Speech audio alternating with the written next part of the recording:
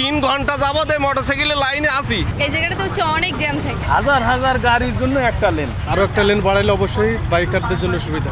ঈদ যাত্রায় ছুটির প্রথম দিনেই কিন্তু ব্যাপক চাপ পড়েছে পদ্মা সেতু টোল প্লাজা ঘিরে। দক্ষিণাঞ্চলের প্রবেশদ্বার হিসেবে পরিচিত এই পয়েন্টে কিন্তু লম্বা লাইনে করে কিন্তু বিভিন্ন ধরনের যানবাহন পার হচ্ছে এবং পদ্মা সেতু কর্তৃপক্ষ কিন্তু এই যানবাহনের টোল আদায়ে একরকম হিমশিম খাচ্ছে এবং এরই মধ্যে কিন্তু তাদের যে 8টি বুথ রয়েছে তার বাইরে কিন্তু অস্থায়ী আরেকটি বুথ স্থাপন করেছে। সেই বুথ থেকে কিন্তু টোল আদায় করা হচ্ছে এবং 2টি বুথ থেকে টোল আদায় করা হচ্ছে, মাঝে মাঝে 3টিতে কিন্তু রূপান্তর করা হচ্ছে। আর বাকি যে টোলের বুথগুলো রয়েছে সেই লেন দিয়ে কিন্তু অন্যান্য যানবাহনগুলো পারাপার হচ্ছে। বিভিন্ন রকম যাত্রীবাহী বাস ছাড়াও কিন্তু এখানে ট্রাক, কাভার্ড ভ্যান এবং বিশেষ করে ট্রাক ভর্তি গরু নিয়ে কিন্তু রাজধানীতে প্রবেশ করেছে। এদের অনেকগুলো গরু বিক্রির পর ট্রাকে করে আবার বাড়ি ফিরছে। যারা গাড়িতে সিট পাননি তাদের অনেকে কিন্তু ট্রাকে করে বা পিকআপ ভ্যানে করে বাড়ি ফিরছে এবং মোটর সাইকেলে যে চাপ সেটি কিন্তু ব্যাপক আকারে ছিল, সেই চাপ আস্তে আস্তে কমে আসলো, আবার মাঝে মাঝে বেড়ে যাচ্ছে।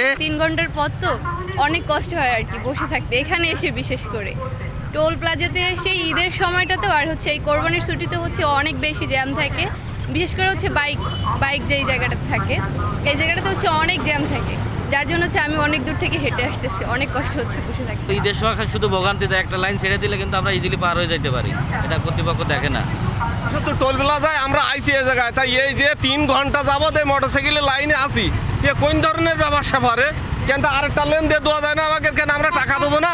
হাজলুমি করো নাকি সব জায়গায়? তবে কর্তৃপক্ষ বলছেন যে তারা কিন্তু শীঘ্রই এই চলন্ত অবস্থায় যে টোল আদায় সেটি চালু করতে যাচ্ছেন। টেম্পোরারি মোটরসাইকেল বুথ আমরা করেছি যাতে মোটরসাইকেল দ্রুত সময়ে পার হওয়া সম্ভব, কারণ মোটরসাইকেল চাপটাই বেশি থাকে। সাথে সাথে আমাদের অন্য যে আরেকটা বুথ আছে অন্য বুথে আমরা আরেকটা ব্যবস্থা করে দিয়েছি। বর্তমানে কিন্তু 3টি বুথ থেকে কন্টিনিউয়াস মোটরসাইকেল পার করছে এবং বাকিগুলো থেকে আমাদের এই চালু আছে। আশা করি যে এখন একটু চাপ আছে, আশা করি অল্প সময়ের ভিতরে এই চাপ আমরা শেষ করতে পারবো। ঢাকা মাওয়া হাইওয়ে এক্সপ্রেস এবং টোল প্লাজায় আমরা এখানে টোল টিম দিয়েছি যাতে যে কোনো দুর্ঘটনা ঘটলে তাৎক্ষণিক তারা রেসপন্স করতে পারে। যান চলাচলের বিষয়টি খুব স্বাভাবিক থাকলেও চাপ বাড়ছে ধীরে ধীরে। আমরা আমাদের জেলা পুলিশের অতিরিক্ত ফোর্স ডিপ্লয়মেন্ট রয়েছে, আমাদের ট্রাফিকের একটা বড় অংশ কাজ করছে, পদ্মা সেতু উত্তর থানার ফোর্স কাজ করছে। 24 ঘন্টার টিম গঠন করা আছে যারা শিফটিং ডিউটি করতেছে এবং যাতে নির্বিঘ্নে পারাপার হতে পারে সেই প্রতি আমাদের 8টা টুল বুথ, 2টো মোটরসাইকেলের জন্য বিশেষ লেন আছে। এখানে যদি কোনো গাড়ি বিকল হয় সেগুলো উদ্ধারের জন্য আমরা তাৎক্ষণিক রেকারিংয়ের ব্যবস্থা রেখেছি। যদি কোনো গাড়ির তেল ফুরিয়ে যায় তাহলে আমরা তেল সরবরাহ করব।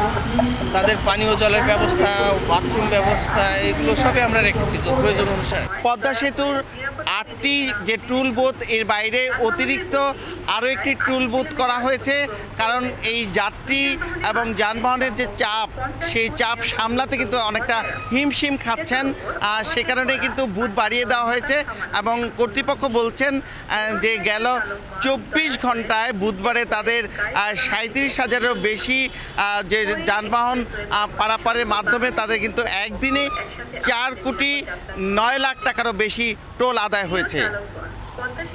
নাসিরউদ্দিন উজ্জ্বল, সময় সংবাদ, মাওয়া, মুন্সিগঞ্জ।